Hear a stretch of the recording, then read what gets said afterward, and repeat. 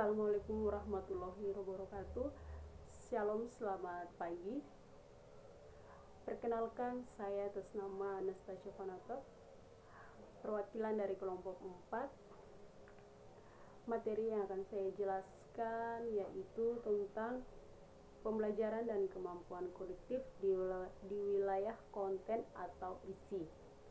Nah, sebelum menjelaskan tentang pembelajaran dan kemampuan, di sini saya akan menjelaskan terlebih dahulu tentang konektif.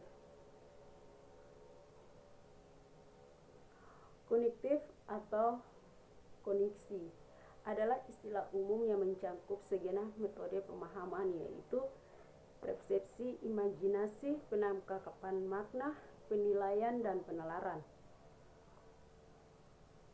Koneksi atau konektif juga adalah konsep umum yang mencakup semua bentuk pengenalan, termasuk di dalamnya mengamati, melihat, memperhatikan, memberikan, menyangka, membayangkan, memperkirakan, menduga, dan menilai. Secara tradisional, konektif ini dipertentangkan dengan konasi atau kemampuan dan dengan afeksi atau perasaan. Yang selanjutnya, perkembangan konektif sebagai besar ditentukan oleh manipulasi dan interaksi aktif dengan anak dan lingkungan. Pengetahuan datang dan dari tindakan. Menurut tokoh yang meneliti tentang perkembangan konektif, Jean Piaget menjelaskan bahwa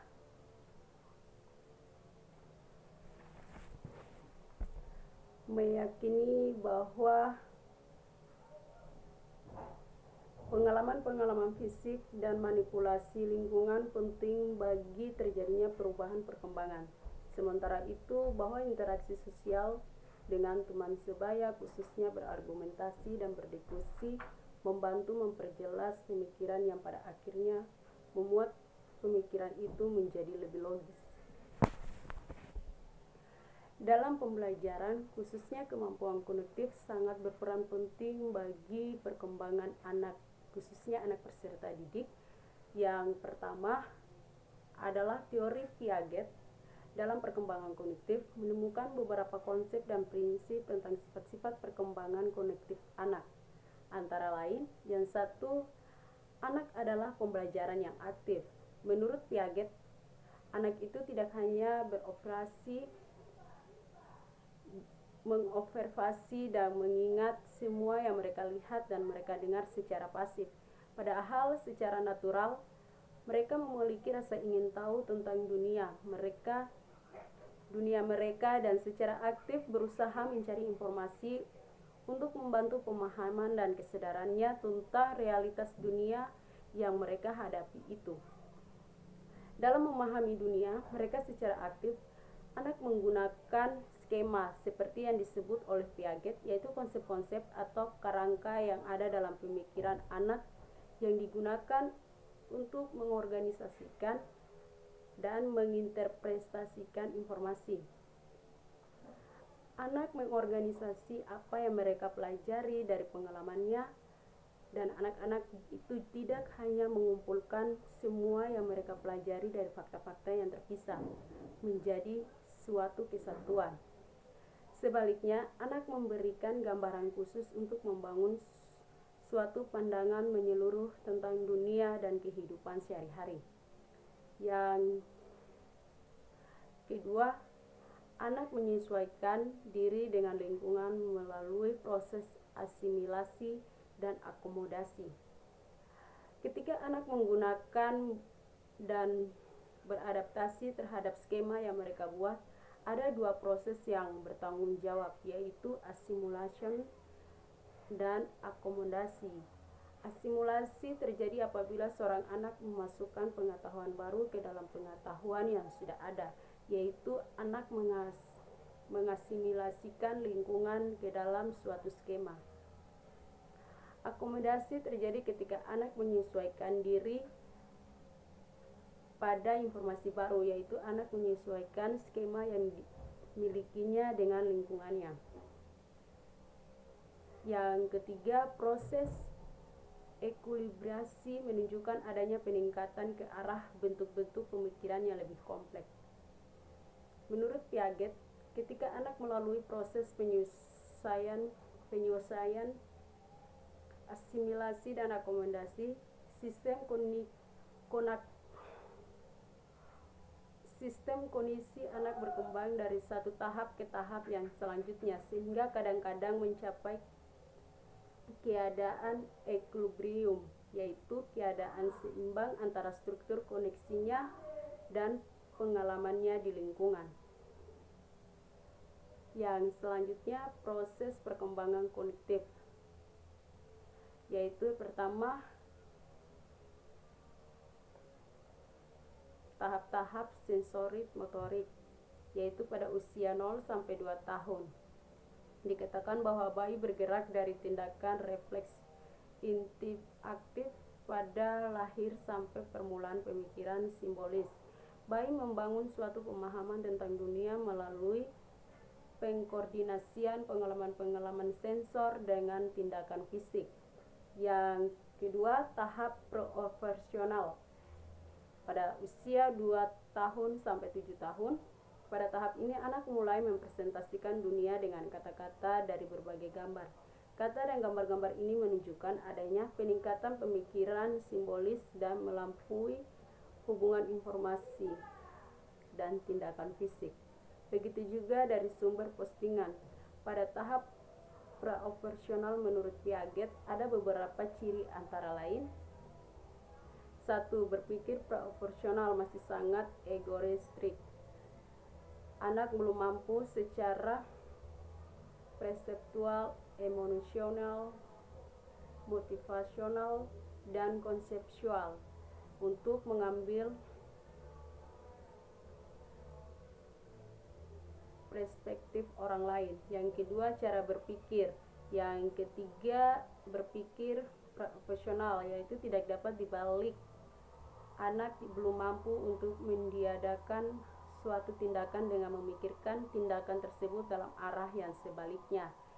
Yang ketiga, berpikir profesional adalah imajinatif, yaitu menempatkan suatu objek tidak didasarkan realitas tetapi hanya ada pada pemikirannya saja.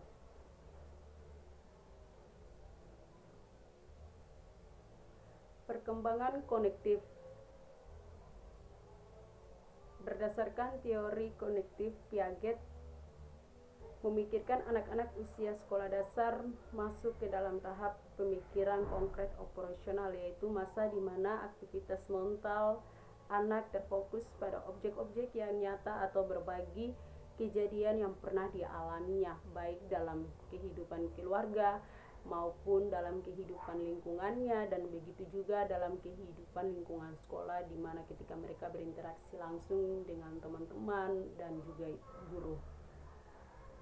Nah, artinya anak usia sekolah sudah memiliki kemampuan untuk berpikir melalui urutan sebab akibat dan melalui mengenali berbagai cara pemecahan masalah yang dihadapinya. Anak usia ini juga dapat mempertimbangkan secara logis hasil dari sebuah kondisi atau situasi serta tahu beberapa aturan atau strategi berpikir seperti penjumlahan, pengurangan, pengadaan, mengurutkan secara berseri, dan mampu memahami operasi dalam jumlah konsep seperti 5 kali 6 itu 30 dan 30 bagi 6 adalah 5. Dalam buku Psikologi Perkembangan Peserta Didik karangan Desmita, menurut Piaget, anak-anak pada masa konkret operasional masa sekolah SD ini telah mampu menyadari konservasi, yakni kemampuan anak untuk berhubungan dengan jumlah aspek yang berbeda secara serempak.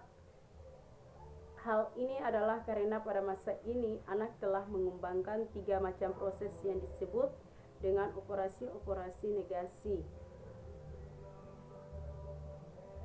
negasi, reciprokasi, dan identitas. Negasi adalah masa di mana anak hanya melihat keadaan permulaan dan akhir dari deretan benda. Dengan kata lain, mereka hanya mengetahui permulaan dan akhirnya saja, tetapi belum memahami alur tengahnya. Yang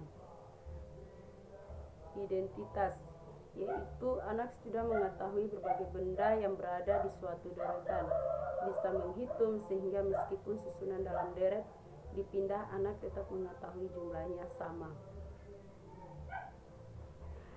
Yang selanjutnya kita akan berbicara dengan faktor-faktor yang mempengaruhi perkembangan kognitif, yaitu yang pertama gaya asuh dan pengaruh lingkungan. Dan yang terakhir, lingkungan keluarga.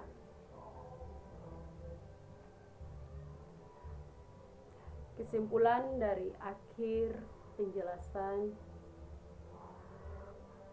tentang kognitif, yaitu kognitif merupakan kemampuan anak untuk berpikir lebih kompleks serta kemampuan melakukan penalaran dan pemecahan masalah yang termasuk dalam proses psikologis yang berkaitan dengan bagaimana individu mempelajari dan memikirkan lingkungannya. Sekian dari hasil presentasi dari kelompok 4. Atas perhatiannya diucapkan terima kasih.